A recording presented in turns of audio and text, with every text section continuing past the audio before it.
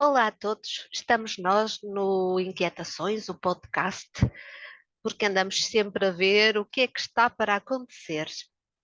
E hoje temos connosco o professor Pedro Barbosa, ex-professor universitário, investigador, autor de mais de 17 livros sobre os temas mais variados.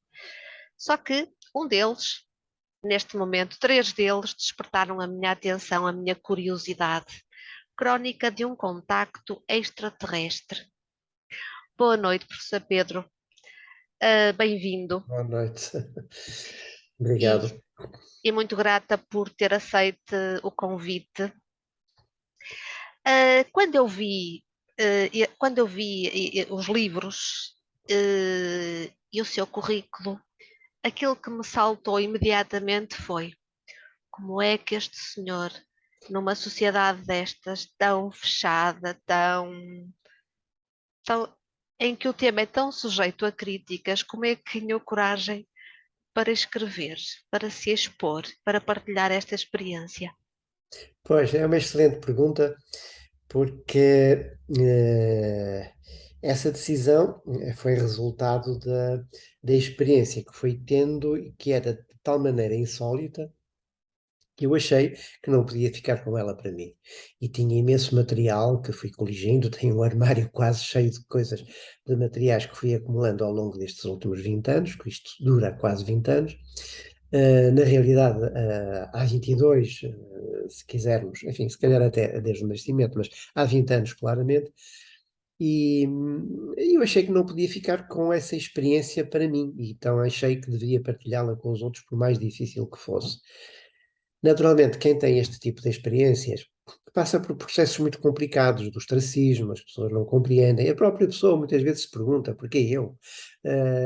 Porquê é que isto me está a acontecer? Será que eu estou a enlouquecer? Portanto, essas coisas levam-nos muitas vezes a esses pensamentos.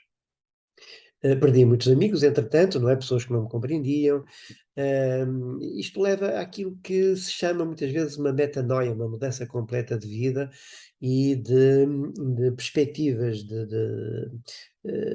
existenciais, perspectivas de vida. Por isso deixei o ensino para poder aprofundar isto ao fim de um certo tempo, não é? Porque achei que isto era muito mais importante do que aquilo que eu fazia na altura. E é num espírito de partilha, por mais difícil que seja aceitar estas coisas, e o país está realmente ainda muito pouco receptivo a esta fenomenologia. Há países, talvez porque tenham mais experiências, e há mais debate sobre tudo isto, como é o caso do Brasil, por exemplo.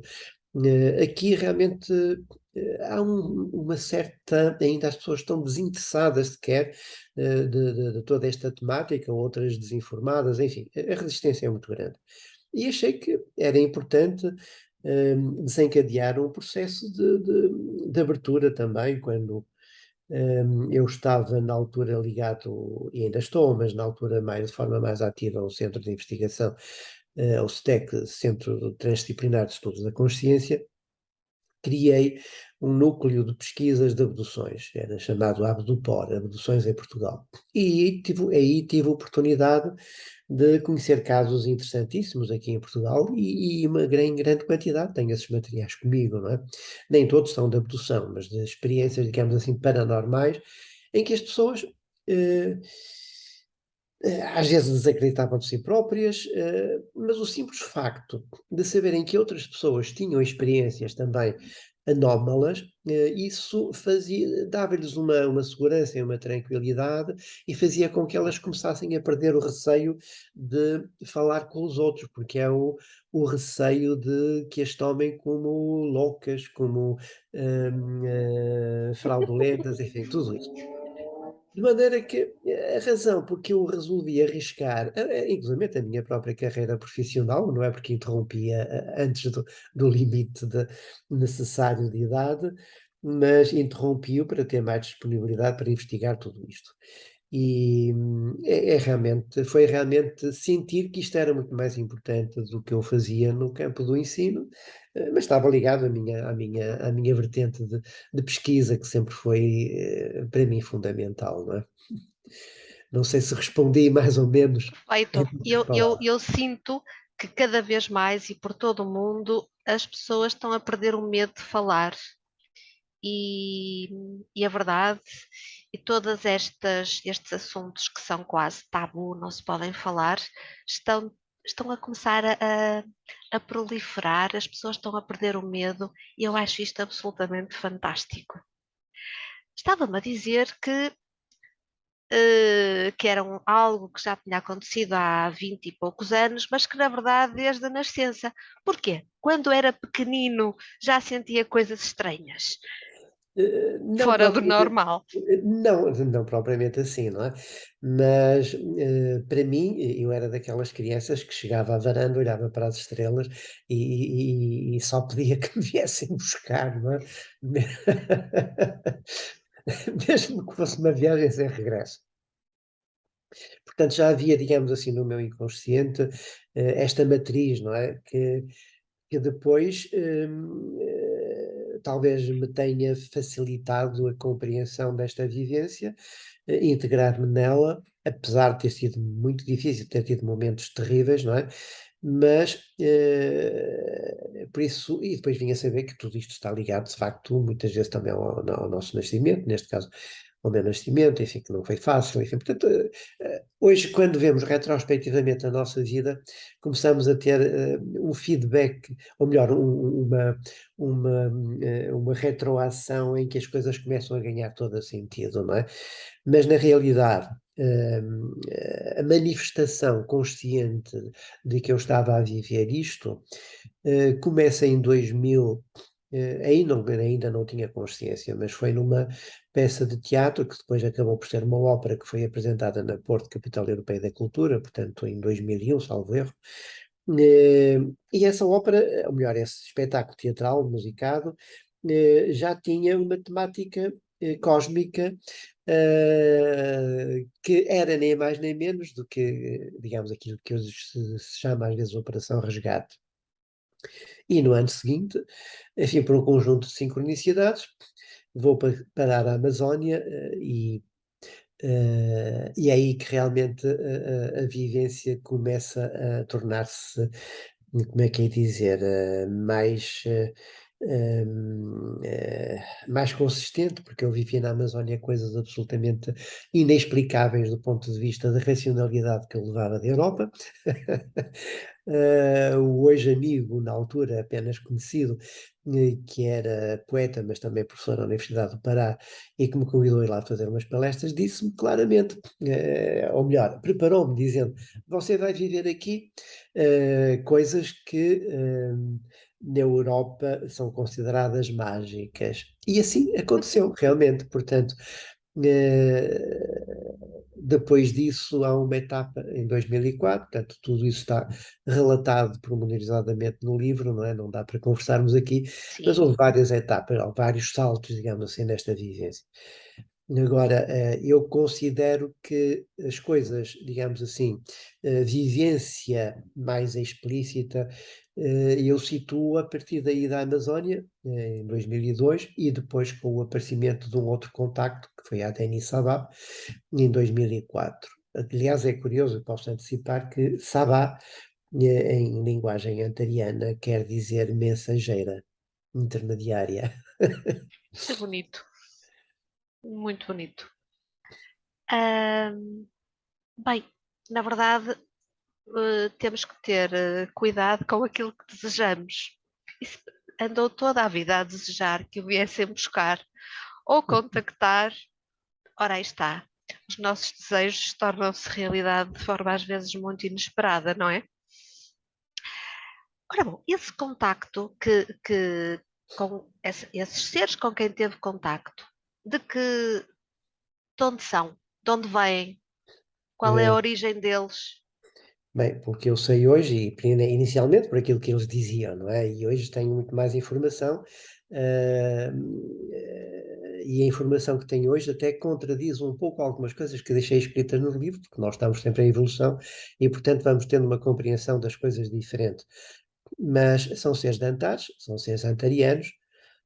Antares é um sistema estelar que se vê com alguma dificuldade aqui do hemisfério norte, que está muito baixo no horizonte, mas vê-se bem do hemisfério sul. Aliás, é uma das estrelas que está na bandeira do Brasil. É uma estrela, uma chamada gigante vermelha, ou talvez a estrela maior que se conhece em termos astronómicos, e tem naturalmente uma grande quantidade de planetas em torno desse sistema estelar, tem uma nebulosa, planetas, etc. Portanto, naturalmente, esses seres não vêm da estrela, vêm dos planetas que giram Sim, em torno da estrela, não sim, é? sim, sim.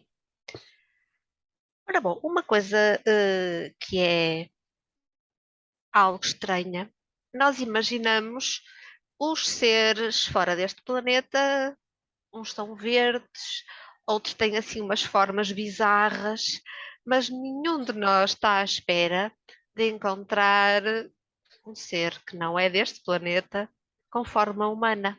Mas, no entanto, foi isso que aconteceu. Exatamente. Essa tem sido uma tónica das minhas conversas, às vezes nestas lives. Porquê? Porque realmente a ficção científica, sobretudo o cinema de ficção científica, divulga uma imagem de seres extraplanetários, com formas bizarras, com antenas verdes, enfim, coisas monstruosas. E isso cria um sentimento como é que é dizer, de rejeição e de medo que eu acho que é importante contrariar. Eu não nego que há seres realmente negativos em todo este processo. Há várias agendas. Há uma quantidade muito grande de raças aqui a intervirem no planeta, e não é só agora. Enfim, isto é uma coisa milenária em todas as culturas. Ainda que os nomes sejam diferentes de cultura para cultura, de época para época. Mas uh, pareceu-me importante eh, dar a entender que as coisas não são conforme a ficção científica, de uma maneira geral, divulga, e porque cria um sentimento de medo, de rejeição, de relutância, que impede aquilo que me parece importante, que é a capacidade do ser humano passar de uma era planetária para uma era cósmica. E essa era cósmica não é feita apenas pela astronáutica de cá para lá, pela tecnologia humana. Isso implica também não só uma mudança de consciência em termos de humanidade, uma consciência planetária diferente, mas também uma receptividade à convivência com seres de fora do nosso planeta. Portanto, há que aceitar esta ideia, e hoje até algumas religiões que eram inicialmente muito resistentes a esta ideia, começam a aceitar este raciocínio que não faz sentido para quem acredita, quem tem, digamos assim, uma matriz religiosa e acredita que há um ser divino que criou este universo. Não faz grande sentido, ou seria um absurdo criar um universo tão imenso para haver vida só Neste planeta. neste terceiro calhau a contar do Sol, não é? Portanto, é muito mais lógico, digamos assim, partirmos para a ideia contrária. É muito mais absurda esta ideia de que só existe vida na Terra do que aceitarmos que o universo está repleto de vida e de civilizações, que há planetas e estrelas muito mais antigas do que o Sol, e, portanto, sistemas planetários muito mais antigos, e, portanto, que terão seres com uma civilização muito mais evoluída que a nossa. Se nós já conseguimos ir à Lua, a Marte, e enfim, e não se sabe muito bem porque há projetos espaciais secretos que são polémicos, temos que admitir que civilizações muito mais evoluídas já terão vindo aqui há milénios, já nos conhecem, e portanto nós não estamos só sozinhos, estamos até mais do que isso, acompanhados. E então é importante. Às vezes as companhias são boas, outras vezes são más. Não há, as coisas não são neste plano unilaterais. Portanto, acho que é importante para transitarmos de uma consciência planetária para uma consciência cósmica, e daí este último livro tem pouco esse objetivo, não é? Abrirmos-nos a essa consciência mais cósmica do que planetária, aceitarmos que há civilizações para lá deste planeta, e que teremos que aprender a conviver com eles para o bem e para o mal, não é? Sim, eu acredito nisso. Acredito nisso. Ah, também acho que nós temos a ideia do bonito e do feio e que aquilo que nos parece feio é mau e que aquilo que nos parece muito bonito é bom. E eu, não, eu confesso que não acredito nisso. Eu acho que nós conseguimos sentir se é bom, se é mau, pela vibração que emite e não pelo aspecto. Um ser muito feio, segundo o nosso conceito, claro, pode ser extremamente amoroso, e um ser belíssimo, segundo o nosso conceito, pode ser uma peste. Exatamente. Portanto, eu acho que eles têm algum cuidado em mostrarem-se para não nos assustarmos e para lentamente existirem alguns professores Pedro Barbosa que vão à frente e depois nos vêm dizer: atenção, que nós não estamos mesmo sozinhos, certo? Exatamente, eu tocou num aspecto muito importante, porque é algo que, até na minha vivência, isso criou grandes dilemas, e quem tem experiências semelhantes à minha, a diferença da minha experiência relativamente a outros, não é um caso único, há muitos casos assim, foi apenas talvez isto, eu ter-me apercebido que estava a viver alguma coisa de muito especial, e portanto fui recolhendo materiais que quis depois divulgar em livro, partilhar em livro. Outras pessoas vivem, mas não tiveram essa oportunidade ou esse cuidado de dar consistência à sua vivência através de materiais, como eu tive essa preocupação, quer fotos, quer áudios, quer vídeos, etc., para fundamentar dentro do possível aquilo que eu vivenciei. Mas realmente, hum, eh, há seres até negativos que assumem uma fisionomia muito agradável, como diz, esteticamente muito atraente, mas que são negativos. E porque assumem essa forma exatamente como disfarce, não é? Sim, E também ao contrário, de seres que às vezes têm um aspecto muito pouco convidativo e, no entanto, interiormente, vibracionalmente, têm uma vibração às vezes sublime. Portanto, isso que diz é muito importante, e lembrou uma questão bem fundamental, porque mais do que a forma, o aspecto físico, é muitas vezes o estado vibracional e o estado de evolução da consciência que esse ser transporta consigo, não é? E, sim, portanto, as suas ações dependem disso. Agora, aqui há um dilema, é que quando, como nós somos, enquanto estamos, eu não digo que somos seres humanos, digo que estamos como humanos, enquanto estamos como humanos, dependemos muito da visualidade, somos seres muito visuais, eh, damos muita importância, ou ligamos muito à aparência, como se essa aparência traduzisse aquilo, o estado vibracional ou de consciência do ser com que nos defrontamos. Como parece muito estranho, pelo menos no meu relato, que as pessoas veem as fotografias de seres aparentemente humanos, e só ao fim de alguns anos é que comecei a perceber que não estava a lidar com seres humanos. Enfim, isso está descrito pormenorizadamente no livro, é difícil estarmos aqui agora a sim, pormenorizar como é que eu fui chegando a essa conclusão, até uma análise da ADN que fiz bastantes anos depois. Eh, eh, eu costumo às vezes dar este exemplo que me foi sugerido uma ocasião que eu estava a ver um filme, daqueles filmes sobre animais que passam na National Geographic, uhum, etc. E de um biólogo que estava a estudar as alcateias de lobos, a comunidade dos lobos, como é que eles viviam dentro das suas comunidades.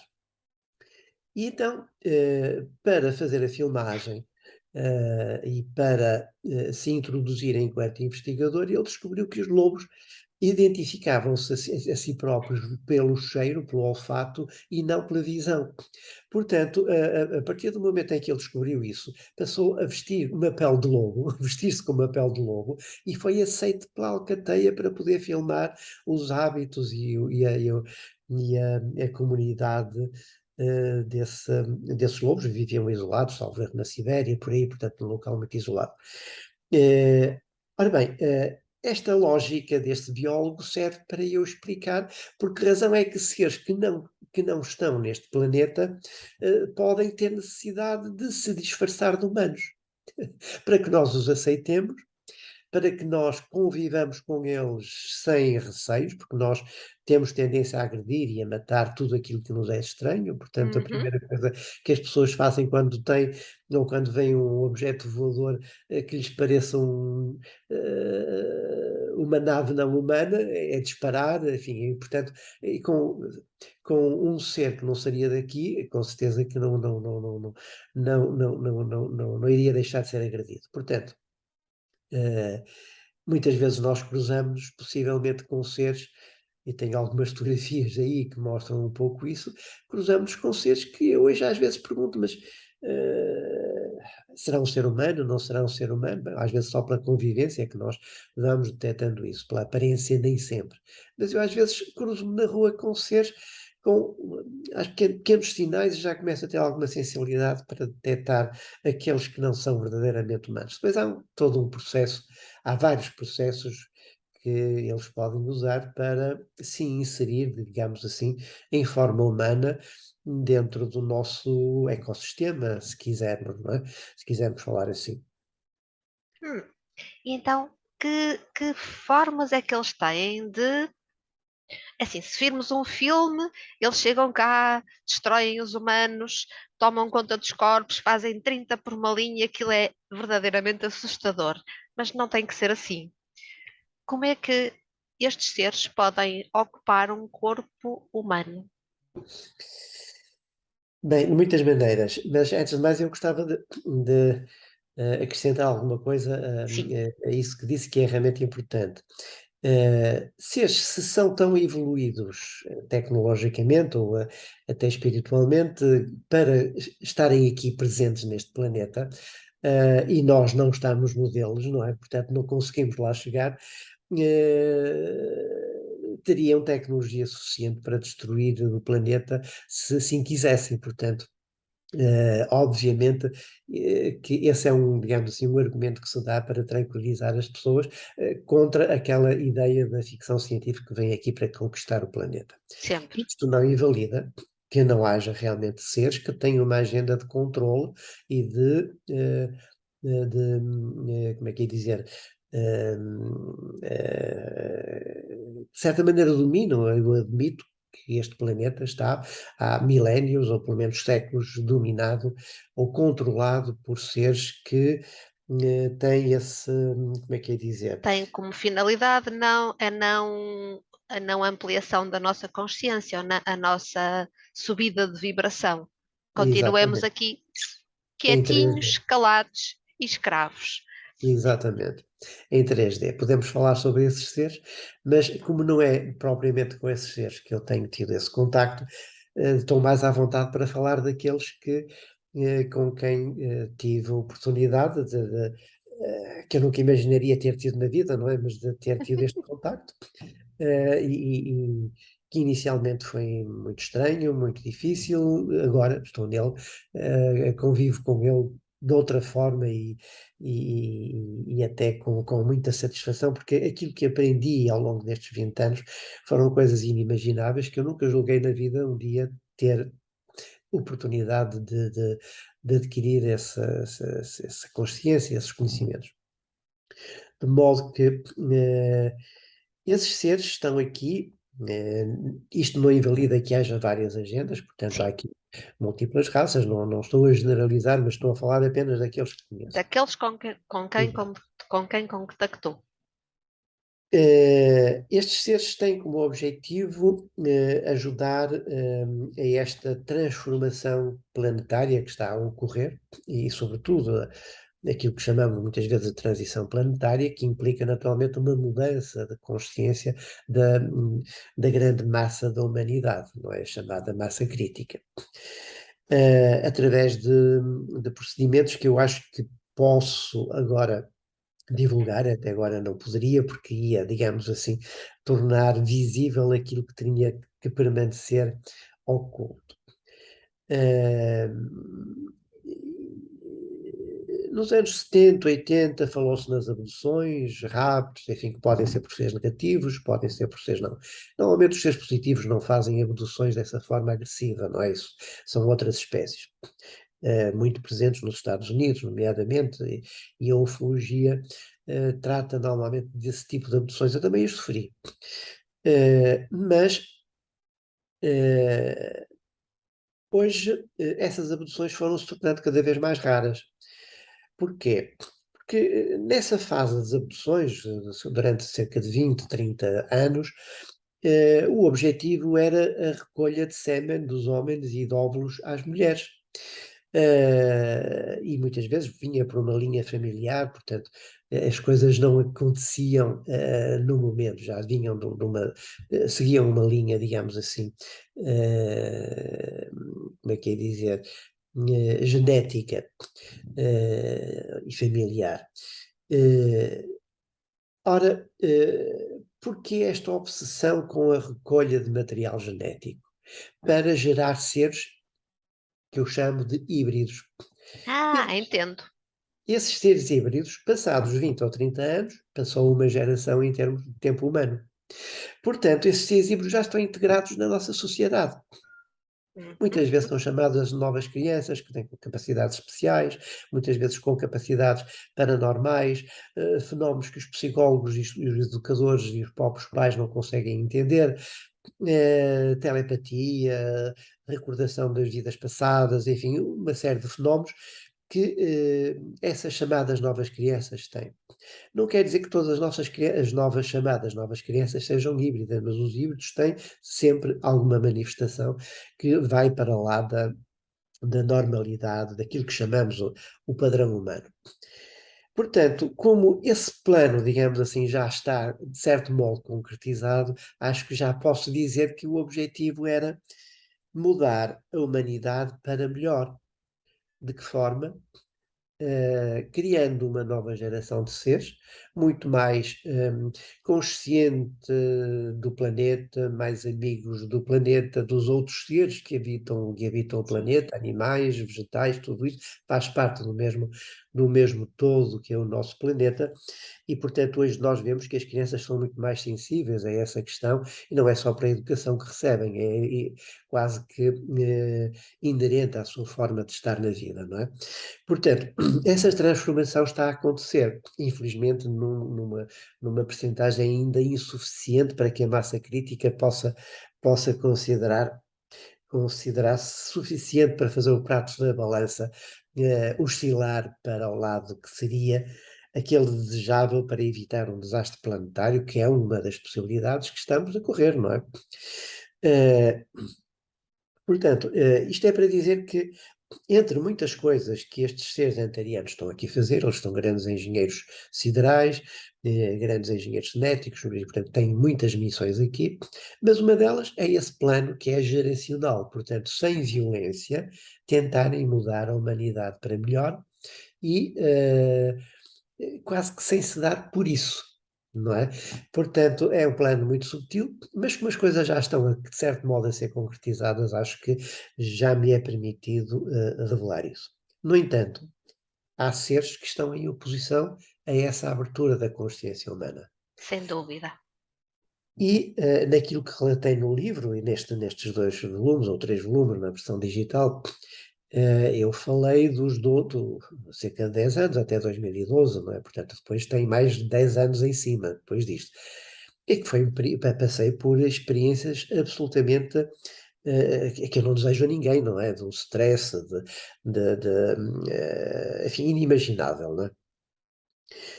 Eu na altura até pensava que, isto na altura em que eu estava a escrever, ou melhor, que escrevi o livro, eu quis ser fiel ao que eu pensava na altura, portanto, à medida que ia relatando as coisas, pus os meus pensamentos na época, Sim. não aquilo que eu penso hoje. Mas eu na altura até pensava que aquilo fazia parte de um processo, digamos assim, de evolutivo, não é?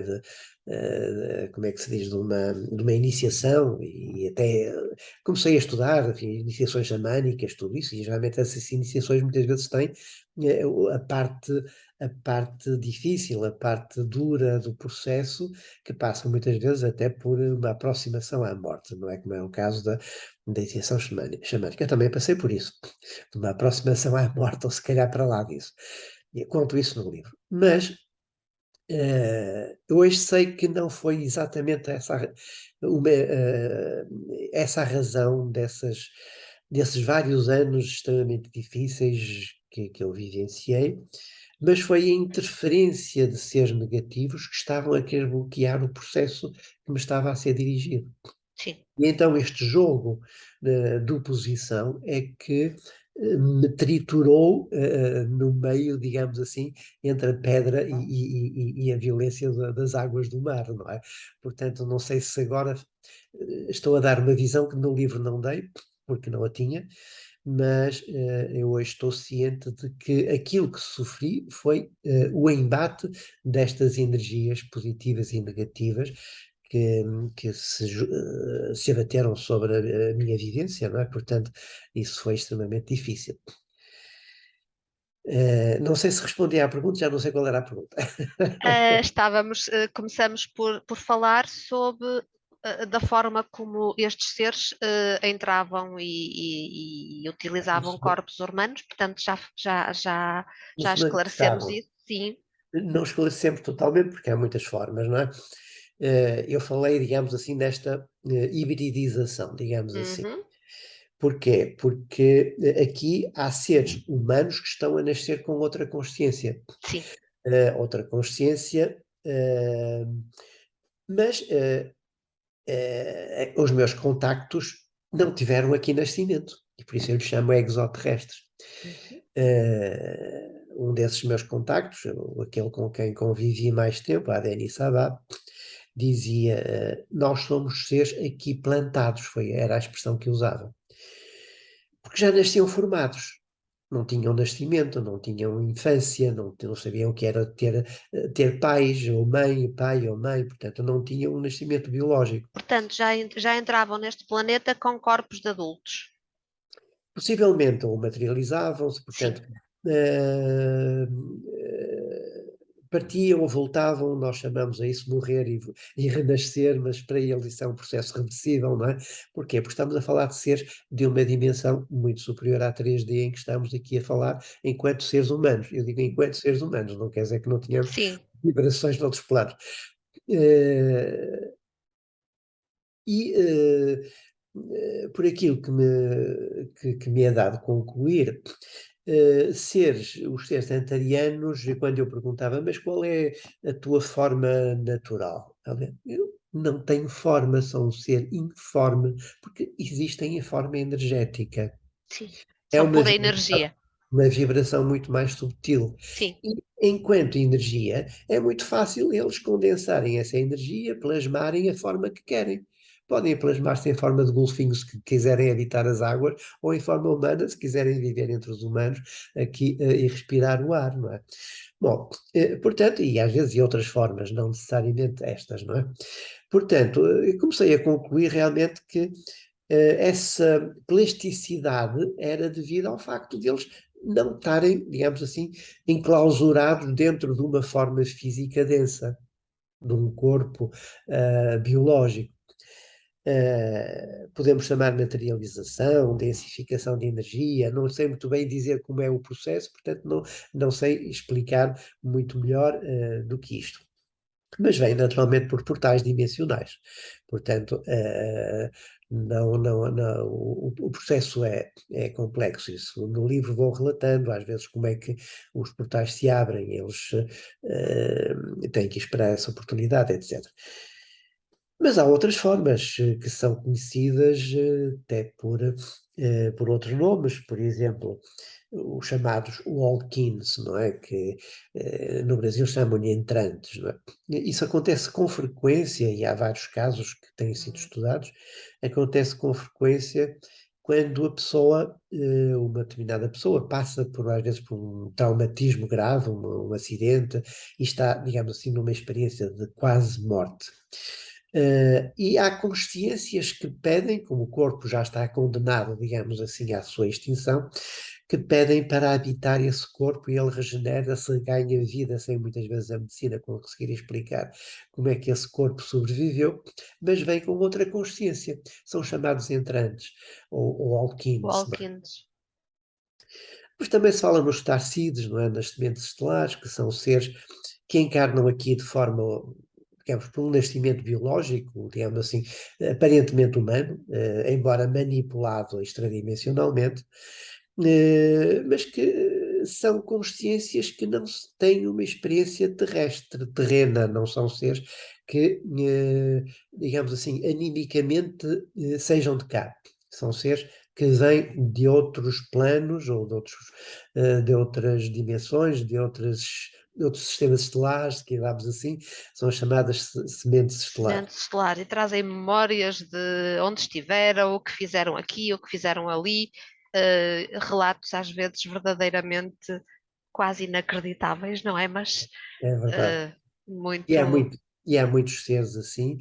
Eu não arrisco dizer números, mas eu diria que há milhares de seres neste momento que são verdadeiras sementes estelares. Até podem nem ter consciência do que são.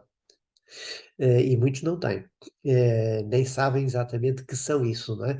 Mas estão a desenvolver um trabalho aqui no planeta com esta finalidade. Por Eu sou, contágio, digamos assim, não é? sim, eu acho que somos uns sortudos por estarmos neste momento no planeta, porque estamos a conseguir assistir a uma mudança extraordinária de consciência. Estamos a assistir a coisas que há bem pouco tempo atrás eram completamente inimagináveis. Eh, Acho que nem em filme nós conseguimos imaginar estas coisas, não é? Portanto, eu pelo menos sinto-me muito privilegiada por estar neste momento, neste planeta, a assistir a tudo isto. Estou-me a arrepiar toda. Ah, por estar a assistir a tudo isto e a ver este despertar coletivo e realmente esses seres, estas crianças que estão a chegar, e acho curioso porque grande parte delas nasce em famílias que não querem nem saber de ouvir falar daqueles temas, só quando recebem uma criança daquelas é que deitam as mãos à cabeça e pensam: ai meu Deus, e agora o que é que fazemos? Uns têm a sorte de ter um belo acompanhamento, outros nem tanto, e vão para as pastilhas e para a medicação. Mas sim, isto é um privilégio. Não sente que é um privilégio estarmos aqui neste momento? É um privilégio, estamos a dialogar aqui, sem dúvida, porque a Joana tem a receptividade suficiente para termos este diálogo, que algumas pessoas poderão considerar um diálogo de loucos, não é? Mas isso não importa, não é? Não. Cada um vai até onde a sua consciência o levar e realmente falamos para quem está ainda na corda bamba, está em processo evolutivo, porque quem é cético possivelmente há de ficar assim até terminar o seu ciclo vital. De Talvez modo não. é difícil, eu já tenho tido a experiência que há pessoas com quem não vale a pena sequer abordar este assunto, porque já estão de tal maneira formatados que não aceitam, têm medo, enfim, a reação é de rejeição completa. E daí que as pessoas que têm estas vivências tenham esta dificuldade, às vezes no meio profissional, familiar, etc. Olha, a minha filha, quando tirou o curso de psicologia, agora não exerce, mas acabou por ir para seguir outro caminho, mas na altura fez a tese de licenciatura sobre o pai, que era o tal senhor José, anónimo, não é? Porque ela estava em psicologia clínica e achava o pai, por coisas que eu falava com ela, com coisas tão paradoxais, falava-lhe de coisas tão paradoxais que ela queria saber se o pai teria os parafusos todos no sítio, não é? Não conseguiu encontrar nenhum padrão patológico, mas apesar disso, portanto, ficou tranquila relativamente à estabilidade mental do pai, também foi numa altura em que eu vivia coisas muito difíceis, não é? Mas, no entanto, hoje não gosta de abordar este assunto, apesar de ter feito uma tese notável, muito interessante, e que mereceu uma altíssima classificação, porque também teve a sorte de ter um orientador receptivo, não é? De modo que nesse aspecto tudo correu bem. Portanto, está a ver que no meio profissional, amigos, até no meio familiar, tudo, quem tem estas vivências muitas vezes vê problemas inimagináveis. Por isso se cala, muitas vezes. Eu hoje não me importo com o juízo que os outros possam fazer. Sei que em consciência estão a falar de alguma coisa que é importante partilhar, até para ajudar as outras pessoas que têm também vivências anómalas a perderem o receio de falar daquilo que vivenciam, porque muitas pessoas calam-se exatamente por isso, não é? E é assim que as coisas que pode começar uma certa abertura mental na nossa cultura, que ainda está muito fechada a tudo isto, não é? Portanto, acho que esta nossa conversa flui entre nós com facilidade, mas possivelmente será considerada uma conversa estrambólica para muitas pessoas que nos possam ouvir, não é? Eu acho que alguém tem de ir à frente. Uhum. E quem vai à frente é quem sofre mais. Ah, mas quando nós começamos a falar das coisas com muita naturalidade e vamos falando sem intenção de estar a doutrinar quem quer que seja, ou a criticar ou a julgar,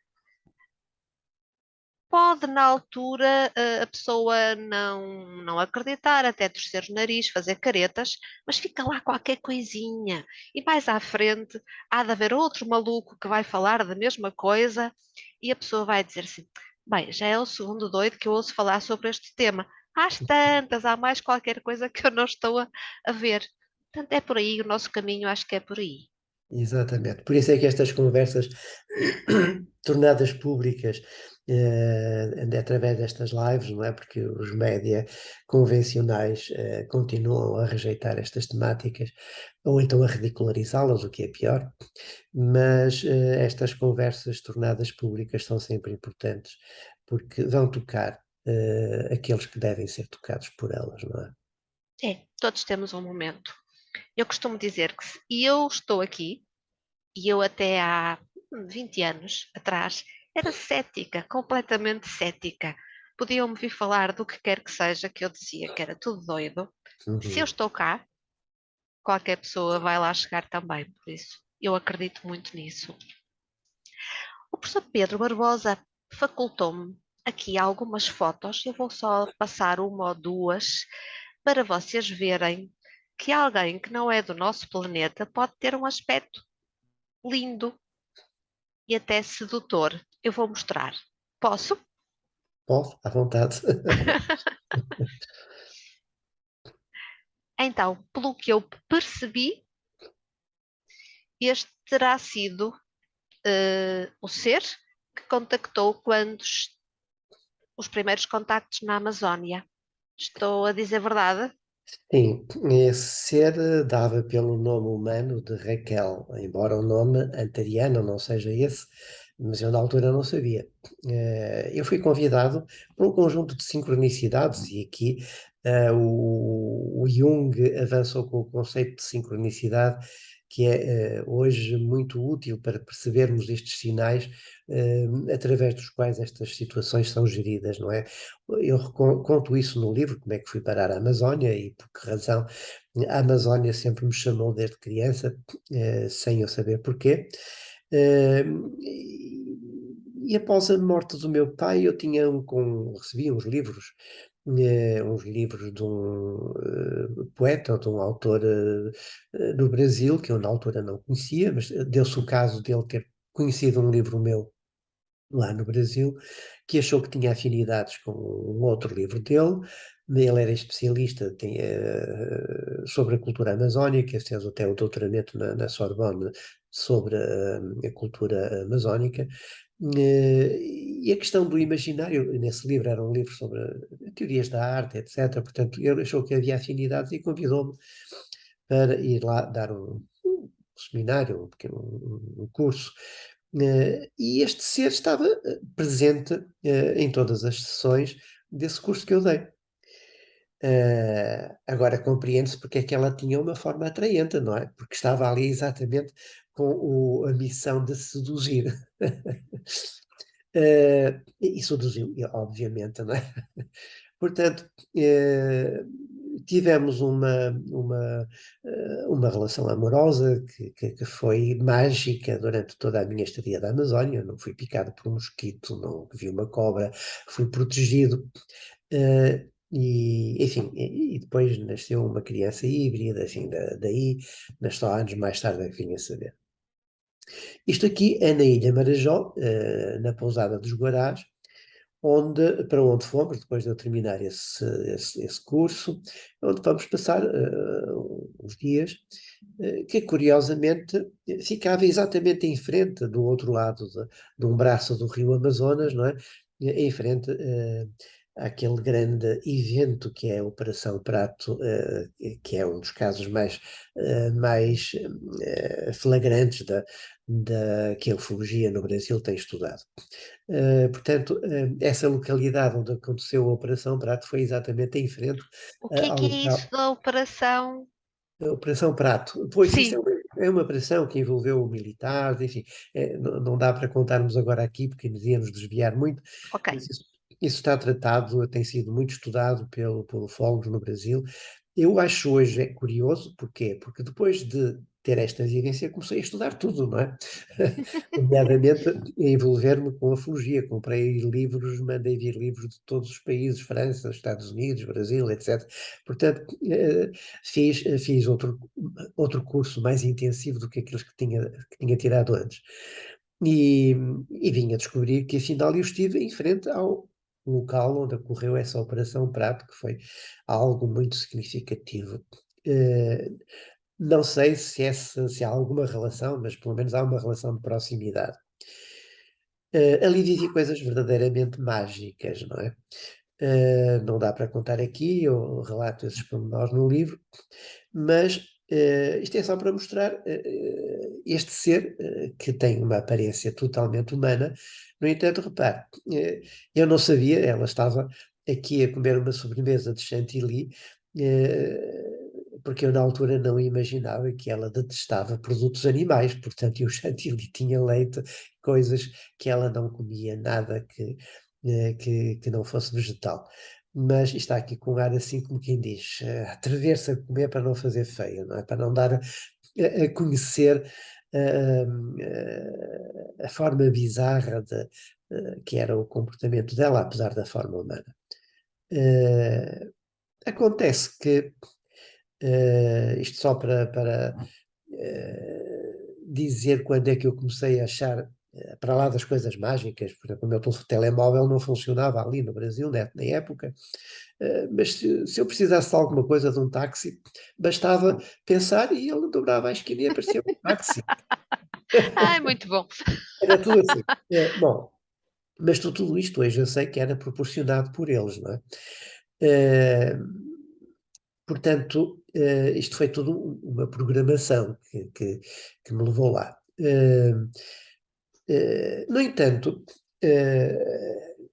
aquilo que me fez, aquilo que, digamos assim, o rebate, além de eu ter sido abduzido em Belém do Pará, no hotel, enfim, mas isso há muitas peripécias durante esse mês todo que estive na Amazónia, mas o que me chamou a atenção foi uns meses depois, porque eu tinha a convidado a vir passar cá depois das férias de Natal, aqui em Natal, não é? E o telefone, quando eu às vezes ligava ao fim de semana, deixou de funcionar. Eu liguei para as informações e das informações do Brasil disseram-me: esse número nunca existiu. E eu, como não existiu? Então, tantas vezes falei por aí. Não, esse número não consta dos nossos registros. E isto começou a chamar-me a atenção para coisas que eu já não conseguia entender.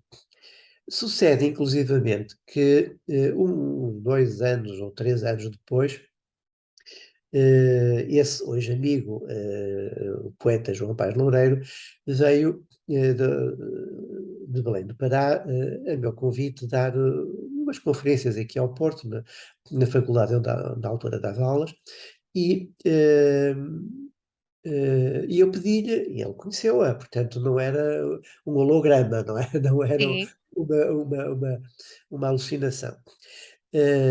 E eu pedi-lhe perante a minha estranheza na época, que ele telefonasse para lá, porque ele era quem dirigia o Instituto de Artes de Pará, onde eu fui dar esse curso, e telefonou para o secretário, ver os registros, e realmente o nome dela não constava dos registros das pessoas inscritas. Ora, só as pessoas inscritas é que podiam frequentar o curso. E ela esteve lá e não havia registros escritos. Portanto, está a ver as coisas estranhas Sim, que, que me levaram a perceber que aquilo não foi uma vivência com explicação humana fácil. E depois, em 2004, surge a Denis Sabat, enfim, por razões que estão explicadas no livro. E se quiser mostrar algumas fotografias, essa Denis Sabat foi durante vários anos o meu contacto mais permanente, não é? Olha, aqui é a Denis Sabat, quando veio ao Porto, pela segunda, talvez segunda, terceira vez. A ligação destes seres antarianos às águas é muito importante e, embora tivessem ido para a minha casa, eu quando acordei não havia em casa, ela veio com um ser, a Morgana, que tinha outra capacidade de se inserir na sociedade humana, portanto dava-lhe o apoio necessário, porque a Adenia não sabia lidar com as coisas humanas facilmente, e, e a casa estava vazia, nem Morgana, nem a Adeni, até que depois vi uma mensagem escrita junto à porta e recebi um telefonema para ir buscar à praia, aqui no Porto. Foi, curiosamente, aqui na Foz, numa esplanada, em frente àquilo hoje ao chamado edifício transparente. uhum, Portanto, ela veio das águas, quer dizer, como ela desapareceu de minha casa, não sei, porque eu quando acordei, a cama estava vazia, não é? Como ela foi parar de minha casa às águas, ainda eram uns 10 quilómetros, portanto não foi de a pé nem de táxi, porque não saberia tomar um táxi. E aqui está ainda a recuperar a capacidade de suportar a luz solar, porque estava a incomodá-la, não é? Portanto, agora repare, as pessoas que estavam nesta esplanada, isto é ali numa daquelas esplanadas que existiam, e penso que ainda sim, existe, junto ao edifício transparente, eh, não imaginariam que este ser tinha vindo das águas e que não era um ser humano, não é? Mas sem assim é. dúvida. Portanto, isto é para mostrar a ideia que eu passei há pouco do tal biólogo que vestia a pele de lobo para se inserir na alcateia, não é? Isto aqui é a minha casa, durante esses dias em que as recebi em minha casa. Ao lado está a Morgana, que veio com as malas de avião, através da Suíça, pela Suíça, e ao lado está, não propriamente a Deni, mas o seu duplo, que era a Tchuncha Butchba. A Chuncha quer dizer força em antariano, e para missões mais complicadas era chamada a Chuncha. Para missões mais afetivas era a Deni, mas o corpo era o mesmo, era tão difícil distingui-las porque eram mais do que gêmeas, é como se habitassem o mesmo corpo. Eu distingo-as hoje, na altura não as distinguia, pensava que era a Deni, mas não, esta era a Chuncha em minha casa. E foi nessa altura que no dia seguinte eu fui buscar às águas, não é? Ao mar. Pois, sim, entendo. Pronto, realmente esta a ideia era dar a conhecer que nem sempre, quer dizer, que tem uma aparência completamente normal, completamente humana, e que nós podemos cruzar-nos com seres que não são de cá e nem desconfiamos que isso está a acontecer. Sim, só pela convivência é que nós nos apercebemos, e pelas capacidades paranormais que tem, de telepatia, tudo isso. Enfim, infinitas coisas que eu relato no livro, não dá tempo agora para conversarmos. Sim, Mas, à primeira vista, eu posso me cruzar com um ser de aparência humana e, à primeira vista, não o distingo, não é? Posso às vezes ter suspeitas, mas só convivendo, enfim. E só ao fim de alguns anos é que comecei a ter consciência do que estava realmente a vivenciar, não é? um destes dias, o professor Pedro Barbosa dizia-me que tinha sido surpreendido por um estudo de um amigo, um estudo da Torá, em que os vossos nomes apareciam nesse estudo. Isso é verdadeiramente fantástico. É como se fossem peças de puzzle que vão encaixando e parece que ele vai ficando montado, montado, e tudo começa a fazer sentido, não é? Exatamente, e usou a palavra certa. A Madalena tem a sua intuição, levou à palavra certa. Realmente eles propõem-nos uma espécie de puzzle para nós decifrarmos e vamos decifrando ao longo dos anos, não é? Sim, Eh, Realmente esse amigo, eh, eh, ele, embora seja judeu, dedica-se há bastantes anos ao estudo dos códigos, dos chamados códigos da Torá, e, e tem, encomendou inicialmente um programa de um matemático da Universidade, hoje na Universidade de Israel, que iniciou o estudo informático dos códigos da Torá, Eliyahu Rips, eh, e depois um outro programa mais recente, eh, em que, tanto num como no outro, mas neste de uma forma mais explícita, aparece aqui cruzado o meu nome, Barbosa, com ADNI. Ora, isto deixou-me estupefacto, não é? Como é que num texto com 3.000 ou 5.000 anos, não é? A Torá hebraica, aparece o meu nome Barbosa e o meu nome desse meu contacto mais prolongado, ADNI, não é? Como é que aparece lá? Bom, isto dá que pensar, não dá? para mim também dá a pensar, claro que poder, enfim, eu depois tentei perceber como é que os códigos da Torá funcionavam, etc. Também não é um assunto que dê para conversarmos agora aqui, mas para mim foi uma grande surpresa, isto anos depois, já depois do período de 2012 em que fechei o relato destes livros, embora esteja a preparar um outro para dar complemento a coisas que ficaram no ar, uma delas, esta também, que eu tenciono explorar com mais detalhe. Mas é para mim surpreendente quando uns anos depois verifico o quê? É uma espécie de confirmação que tanto o meu nome e o da ADNI apareciam, ele contou as vezes, não é? Umas centenas de vezes na Torá, e curiosamente naquilo que ele dizia ser o episódio do Gênesis, curiosamente. Claro que tudo isto é paradoxal para mim, não é? Mas tenho que me render a esta evidência, porque eu estive a ver como é que o programa funcionava, fizemos várias buscas, enfim, e por alguma razão há algo transcendente em tudo isto, não é? Sim, eu também sinto que sim. Ora bem, eu admito que por esta altura, tal como eu, tenho curiosidade em saber mais sobre este encontro, sobre esta experiência, e tudo isto está bem registado, explicado, minuciosamente explicado nos livros Encontros, Crónica de um Encontro Extraterrestre. Já vai Crónica no de um terceiro. contacto, Contacto, crónica peço de um desculpa. contacto terrestre. Desculpe, é verdade. Ah, Inicialmente ele foi publicado Crónica de um Contacto Alienígena, mas havia pessoas que não sabiam o que era alienígena sequer, até o amigo que fez a capa escreveu inicialmente Crónica de um Contacto Alienígeno, e eu disse, mas não é alienígena, como é que diz? É indígeno ou indígena?